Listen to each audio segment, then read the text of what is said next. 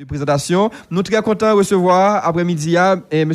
Camille Chalmers dans l'édition spéciale ça, ou sur antenne radio Zénith, émission spéciale, nous donnons micro à André Louis, Élisée Jean-Baptiste. Bonsoir, M. Camille Chalmers. Bonsoir André Louis et Élisée Jean-Baptiste. Nous saluons tout staff Radio Zénith FM. Nous sommes très contents de l'invitation et nous saluons tout auditeur auditrice qui est avec station à soir. Monsieur Camille Chalmers, dossier en pile. Et tant que tu as dit dans la dernière semaine, ça là, nous vivons information pour n'importe une année. Et qui j'ai ou même moi vivre situation politique pays dans les derniers jours ça là? Bon, avec un pile indignation, avec un pile colère. Et côté que nous en présence d'une situation d'effondrement national. Et effondrement national, ça, c'est le résultat des choix, des orientations politiques que le pays a depuis 2011 et qui essaie de saper toute avancée qui était faite sur le plan des conquêtes démocratiques après 86. Donc, nous pensons que là, nous sommes dans une situation extrême qui gagne des conséquences dramatiques sur la population en termes de conditions de vie et de niveau de vie. Parce que le pays en vient plus pauvre pendant 10 ans, ça y est. Et polarisation en vient plus dure. Ça veut dire qu'il y a un petit point de monde qui contrôle toute richesse pays et puis une grande majorité de monde a effondré dans la misère. Ou gagne un salaire, un pouvoir d'achat qui fonde coupe bête, puisqu'il y a une inflation qui est pratiquement à 2 chiffres depuis 4 ans, et l'an dernier, c'était 25%, et où gagne un Goudla qui est effondré de 147% par rapport à la valeur que le gagné en 2009. Donc, c'est une situation catastrophique sur le plan économique, côté que gagne 2 fois plus de monde qui gagne aujourd'hui comme qui était gangou en 2009. OK, passé de 2 millions monde à 4,5 millions de monde qui gangou. OK? Et où gagne une situation la honte, côté que non seulement la majorité jeune est désespérée à courir quitter le pays pour y aller joindre la vie de l'autre côté, mais on gagne tout sur le plan international, une politique de suivisme et de soumission totale au dictat de l'impérialisme que Jovenel Moïse a appliqué contre des peuples frères, tel que le peuple Venezuela. Donc, on a dit que nous vivons un cauchemar, et cauchemar que nous vivons là, est caractérisé par le fait que depuis pratiquement 3 ans, population levée campée pour dire pas voulait continuer dans le régime ça. Et réponse que Jovenel Moïse baille à forte et impressionnante mobilisation ça, c'est la répression, c'est les gangs, c'est les massacres, et c'est à partir de janvier 2020 destruction systématique de toute institution pays. Et nous ça a passé aujourd'hui côté que pratiquement la justice a été détruite. Le pouvoir judiciaire n'a pas existé dans le pays aujourd'hui. Ouais. Donc c'est une situation terrible et c'est une situation que le peuple haïtien pas qu'à accepter. Et c'est le peuple haïtien seul qui gagne réponse là n'amène. S'il pas levé campé pour bloquer le dictature, ça n'a pas entré dans une période extrêmement triste de l'histoire pays. Monsieur Chalmers, vous parlez de question situation économique pays qui vraiment à la graba, vous parlez de question insécurité, la justice qui est censée pas exister, et ouais que solution c'est pour population lui-même l'État levé campé. Parce que vous suivez l'actualité dans le dernier temps ça yo, comportement la police par rapport avec la population qui a manifesté, c'est vrai que on critique la police, mais dans le dernier jour ça yo, nous senti que la police vient plus violent contre la population, et je vous dis la police t'est attaqué directement la presse, puisque gagné en machine télépacifique, monsieur au passé, t'es gagné en équipe journaliste, seulement journaliste, qui était dans des pick-up là, mais monsieur voyons gaz. C'est pas pour nous lancer, mais c'est à yo la gueule sans compter de journalistes qui est victime, tant coup, Génalio Chéri, qui est les mêmes victimes, et tant d'autres monde qui est victime. Est-ce que, ou même qui vont comprendre la situation ça? Bon, nos présences d'un pouvoir fasciste, il a utilisé toute qualité de moyens destructifs pour capable de pouvoir, pour capable reproduire tête les sous-pouvoirs. Et effectivement, dans les 2 dernières semaines, ça, nous voyons qu'ils ont fait avancer encore plus contre la liberté publique, contre le droit à manifester, contre le droit d'expression. Et effectivement, les journalistes ciblés particulièrement, déjà il y a plusieurs blessés graves. Et il y a un pile agression qui fait directement sous les journalistes, sans compter les assassinats qui fait contre des journalistes pendant 3 dernières années. Donc, c'est une situation inacceptable, c'est une situation intolérable, ils sont en situation qui pas quitter nous le choix. Je dis, c'est un combat pour la vie ou pour la mort. Est-ce que nous voulons que le pays ça bourgeois installé, ou bien est-ce que nous voulons que la vie qui fleurit pour tout Haïtien qui méritait ça. Donc, dans ce sens, nous croyons que je dis, et avancer force fasciste, arriver dans le bout, arriver dans l'extrême limite, et là, nous franchissons toute qualité, c'est-à-dire faux semblant que qu'on a parlé de démocratie, qu'on a parlé d'institutionnalité, alors que je dis, nous voyons très clairement, non seulement nous avons un président qui, je dis, complètement illégal, parce qu'on a un président qui était illégitime, qui était perdu de légitimité depuis 2018, mais je dis, nous avons un président illégal, n'est-ce pas? Un président de facto, un usurpateur de titre, n'est-ce pas? Et qui en plus a massacré la population, a massacré les journalistes et a attaqué toute institution qui est dans le pays.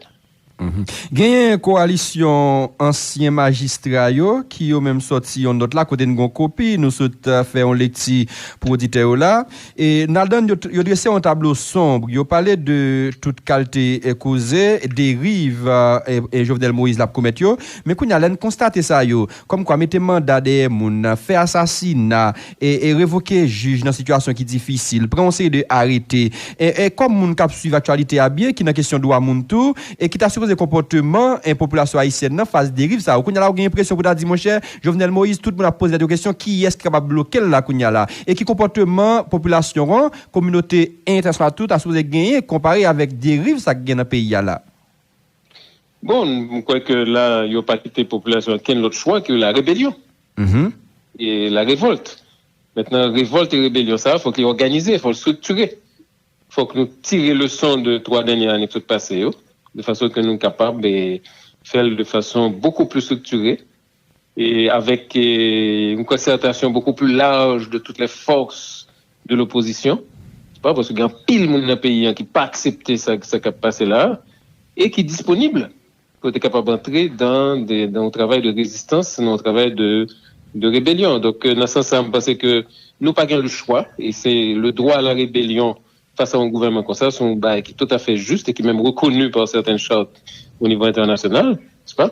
Et maintenant, sur le plan, comme on parlait de la dite communauté internationale, parce que bon, la communauté et les communautés internationales, là, c'est très souvent les expressions impérialistes, mais nous croyons qu'il y a tout un travail d'explication, tout un travail de mobilisation que nous devons faire au niveau de la presse internationale, au niveau de l'opinion publique internationale.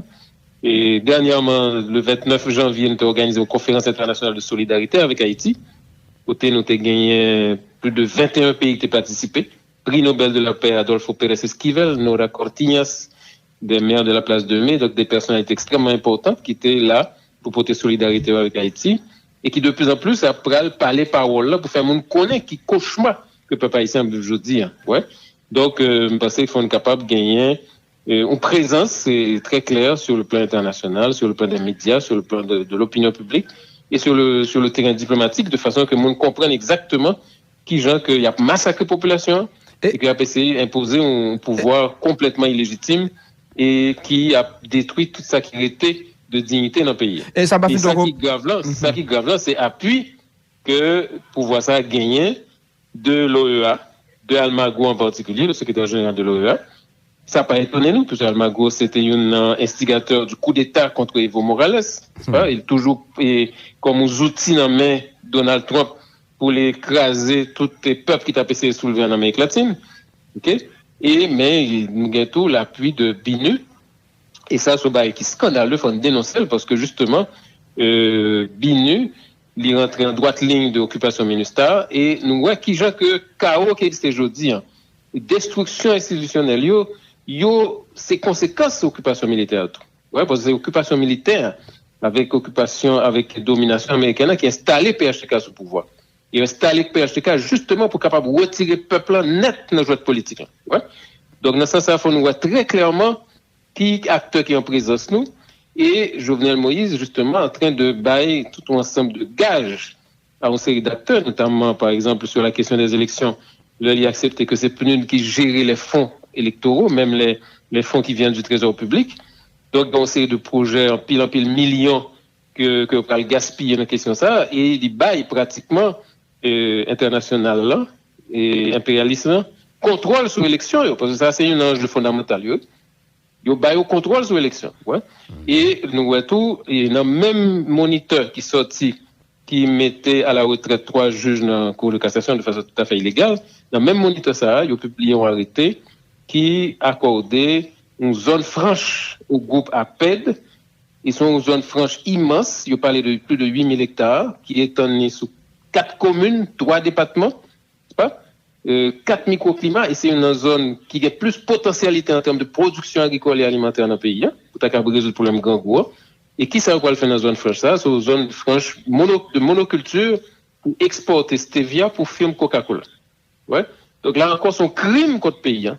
Son crime contre le monde qui grand goût dans le pays, hein. Son crime contre toute perspective de développement économique et social. Et justement, arrêter ça, expliquez-nous pour qui ça. Il y a besoin au pouvoir autocratique, parce que justement, il y a un ensemble de réformes économiques que vous voulez faire, notamment prendre tête dans les paysans, éliminer l'économie paysanne au profit des grandes transnationales. Et pour faire transférer ça, il faut qu'il y ait un pouvoir fort, un pouvoir autoritaire qui est capable d'installer un climat de peur et de terreur pour empêcher les paysans de mobiliser.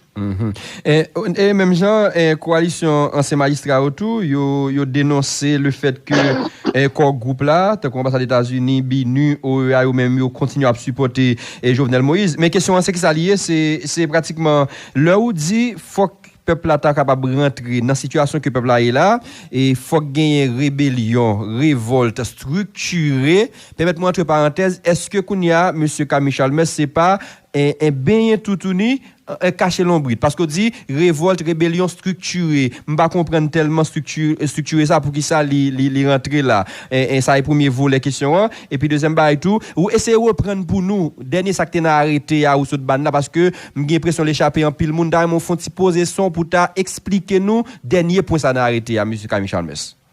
Oui. Donc sont arrêtés qui déclaré que une portion importante de notre territoire paysan avait une zone franche agro-industrielle d'exportation et que concédé à la famille APED, au groupe APED, de Andy APED, pour le capable de produire et toute zone ça pour être gérée par une firme qui peut produire stevia. Stevia sont une espèce de sucre pour diabétiques et pour les gens qui pas tolérer sucre naturel, sucre artificiel là, ouais. Et ils pourraient le vendre à Coca-Cola pour Coca-Cola mettre dans une série de boissons. D'accord? Donc ça veut dire, dans le pays côté Gangou, on prend 8000 hectares de terre qui dans une zone qui a plus grosse potentialité en termes de production alimentaire dans le pays, qui c'est Savandiane, et pour consacrer Tessa à une monoculture d'exportation au profit d'une firme étrangère, d'une firme internationale qui c'est Coca-Cola. Donc ça, c'est un crime contre le pays, c'est un crime contre le peuple haïtien, c'est un crime contre la souveraineté alimentaire, et c'est un crime contre tout le monde qui gagne, parce que après décision ça, il y a plus de monde qui gagne, il y a plus de monde qui tombe dans le chômage, et la situation pour être pire raide pour les paysans dans la zone et pays en général. Okay? Donc ça, c'est très, très, très important, parce que en plus, on a parlé de mise à la retraite de jeu, et puis oublié l'autre arrêté, qui sont arrêtés très importants, qui montrent nous connexion qui gagne entre projet économique là, avec installation de dictature. Ouais. Et donc ça, c'est nous-mêmes nous parler pour nous donner le plus d'informations sur ça. Et vendredi, nous allons faire une conférence de presse spécialement sur question ça, parce que c'est une bail qui est très importante. On ne pas penser que question juge Claude dans son façon même que le gouvernement pense qu'on est que pour un gros tollé pour le faire puisque son décision qui est illégale, en façon pour cacher deuxième partie qui n'a arrêté. Hein? Oui, tout à fait, parce que effectivement, tout le monde est plus branché sur question juge et puis oublié que là, il y a un tournant qui prend en termes de politique économique et qui, justement, affirmation de projets Martelly et PHTK qui c'est pratiquement remettre toute richesse paysan par les multinationales, okay, au détriment, évidemment, de l'intérêt plus fort dans le pays. Et donc, ça me paraît très important que nous soyons conscients de question ça, de dimension ça, et que nous portions bataille dans la dimension ça, tout. Ouais. Quelles conséquences sont décisions qu'on sait bien sur la production nationale là? Bon, là, ça veut dire que c'est une zone qui produit un pile manger actuellement et qui est capable de produire beaucoup plus manger. D'ailleurs, il y a des spécialistes qui calculent que Savandiane est capable de produire plus du riz que la Tibonite. OK? Il suffirait que tu aies des aménagements agricoles rationnels ou une planification de ces agricoles dans la zone, parce que son terrain presque plâtrier. Ouais. Et là, on a parlé de 4 communes, on a parlé de Pignon, on a parlé de Saint-Raphaël, on a parlé de Saint-Michel, n'est-ce pas? Et on a parlé de Maïssade. Donc, c'est 4 communes sous 3 départements. Donc, c'est des terrains immenses. Côté que remettre terrain ça, un groupe privé. Et puis, avec comme objectif pour le produit pour des firmes étrangères, pour Coca-Cola en l'occurrence. Ouais. Même s'il y a des motos qui disent qu'il y a des autres bails pour le produit en cachette, et le stevia, c'est une espèce de couverture, mais il y a d'autres bails pour le produit tout sur le territoire, ça. Ouais. Donc, dans ce sens, ça, nos conséquences là, c'est que, premièrement, le va augmenter question grand goût. Deuxièmement, si vous n'avez pas une politique intelligente en termes d'intensification de la production agricole pour répondre au fait que le pays est capable de produire céréales, capable de produire plus fruits, capable de produire plus légumes, et pour répondre à besoins alimentaires de la population, de ça, il est privé de ressources stratégiques qui c'est ça vendienne, qui te permettent que justement utiliser intelligemment pour répondre à besoins alimentaires de la population. Ouais. Même gens, là, ils ont installé et plantation de fin dans le nord-est, sous 32 000 hectares, et puis sous 32 000 hectares, ça, ils ont ravagé tout café, tout cacao, toute banane, tout manger que tu as sous lui pour être capable de répondre à besoin que les Américains te gagnent de ça, parce que tu as besoin de cockpit pour bateaux de guerre. Ouais. Donc, dans ce sens, c'est toujours les besoins des autres qui sont priorisés. C'est toujours besoin puissance impériale qui est priorisé contre les besoins du pays, contre besoins nationaux et contre besoins prioritaires, tant qu'une question manger. Ouais. Donc, dans ce sens, il est clair. Et puis là, bon, par exemple, tu as un article dans la nouvelle liste qui t'a dit oui, elle a créé 1500 emplois. 1500 emplois sont blagues liées. Là, on pensait que pour remettre 8000 hectares de terre à Coca-Cola, ça veut dire qu'il y a des dizaines de milliers de familles paysannes pour l'expulser. Ça veut dire qu'on va détruire le travail. Au lieu que c'est créer un bail de création de travail, c'est une création de chômage. Côté qu'on parle des dizaines de milliers de familles paysannes qui prennent 2 bras balancés, qui prennent terre en mer et qui prennent venir manger misère dans le bidonville Port-au-Prince. Ouais. Donc c'est ça la conséquence. Et c'est ça qui choix stratégique que l'impérialisme fait pour payer. Le vieux transformer payant en zone franche. Zone franche d'exportation textile, zone franche agro-industrielle style agritrans et zone franche d'exportation minière. Donc, une base centrale, c'est justement transformer payant en vaste étendue de plusieurs zones franches au profit des multinationales et avec, évidemment, surexploitation du travail haïtien et côté qu'on n'est pas capable d'utiliser le potentiel économique qu'on gagne pour répondre à besoins pays. D'accord. Merci en pile, professeur Chalmès. D'accord, merci.